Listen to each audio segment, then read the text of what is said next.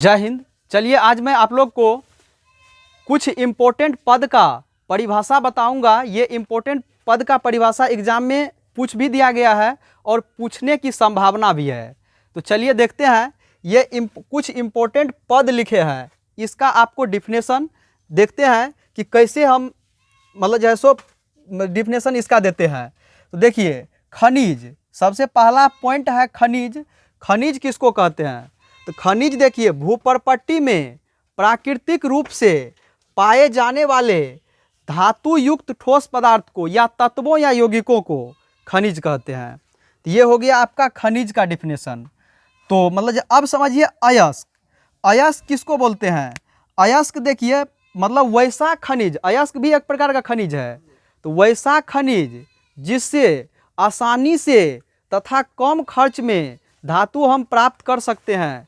तो इस प्रकार के अयस्क को हम खनिज बोलते, इस प्रकार के खनिज को हम अयस्क बोलते हैं। तो हम उम्मीद करेंगे आप लोगों को अयस्क और खनिज का डिफिनेशन अच्छे से समझ गए होंगे, क्योंकि यहाँ पर लिखा हुआ भी वैसे ही है कि वैसा खनिज जिससे आसानी से तथा कम खर्चों में धातु प्राप्त की जा सकती है उसे अयस्क कहते हैं। तो अब देखिए समझिए, ये दोनों में कभी कभी अंतर भी पूछ दिया जाता है 2 मार्क में। तो एक बार क्या कीजिएगा, इस साइड खनिज लिखिएगा, उस साइड मतलब जो है सो अयस्क लिखिएगा, बीच में मतलब लाइन दे करके। इसके बाद जो है सो इसमें इसका खनिज का डिफिनेशन लिख दीजिएगा, उसमें जो है अयस्क का डिफिनेशन लिख दीजिएगा। तो अब देखिए इसके बाद लिखिएगा कि सभी खनिज अयस्क नहीं होते हैं, लेकिन सभी अयस्क खनिज होते हैं, ये लिख दीजिएगा। तो मतलब जो है इस प्रकार से आपको मतलब जो है सो 2 मार्क पूरा मिल जाएगा। तो हम उम्मीद करेंगे आप लोग जो है खनिज और अयस्क में अंतर तैयार कर लीजिएगा। तो चलिए अब समझते हैं गेंग। गेंग किसको बोलते हैं? तो गेंग जो है, गेंग अयस्क में उपस्थित अशुद्धि को, अयस्क में उपस्थित अशुद्धि को गेंग कहते हैं। तो देखिए अयस्क में जो भी अयस्क होता है उसमें इरर सब होता है, अशुद्धि सब उपस्थित होता है, उसी को तो हम गेंग बोलते हैं, उसी अशुद्धि को गेंग बोलते हैं। तो हम उम्मीद करेंगे आपको गेंग का डिफिनेशन अच्छे से समझ में आ गया होगा। अब समझिए धातु कर्म किसको कहते हैं? अयस्क से शुद्ध धातु प्राप्त करने की प्रक्रिया को, अयस्क से शुद्ध धातु प्राप्त करने की प्रक्रिया को जो है हम बोलते हैं धातु कर्म।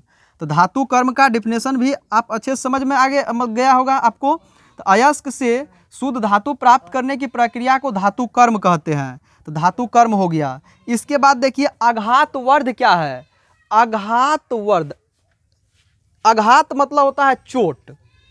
वैसा धातुएं जिसको पीट करके पतला किया जा सकता है, इस प्रकार के धातु को हम आघात वर्ध बोलते हैं। तो आघात वर्ध जिसको हम पीट करके पतला कर सकते हैं, वैसे धातु को आघात वर्ध बोलते हैं। जैसे सोना हो गया, सोना हो गया, सोना एक धातु है, इसको पीट करके आप पतला कर सकते हैं। और सोना को कितना पतला तक पीट सकते हैं? तो 0.0004 mm पतला तक पीट सकते हैं आप। इतना mm पतला सोना को कर सकते हैं। तो यही हो गया उसमें आघात वर्ध, जिसको पीट करके हम पतला कर सकते हैं, वैसे को हम आघात वर्ध बोलते हैं, आघात वर्ध धातु। अब समझिए तन्य क्या होता है? तो तन्य कुछ धातुएं को पतले तार के रूप में, कुछ धातु को पिघला करके पतला पतला तार खींचा जा सकता है। तो जिस धातु को गला करके पिघला करके पतला हम तार खींच सकते हैं, वैसे धातु को हम तन्य बोलते हैं, वैसे धातु को हम तन्य बोलते हैं। जैसे 1 ग्राम सोना को, 1 ग्राम सोना को पिघला करके आप जो है लगभग 2 किलोमीटर लंबा तार खींच सकते हैं। तो 1 ग्राम सोना को पिघला करके आप लगभग 2 किलोमीटर लंबा तार खींच सकते हैं।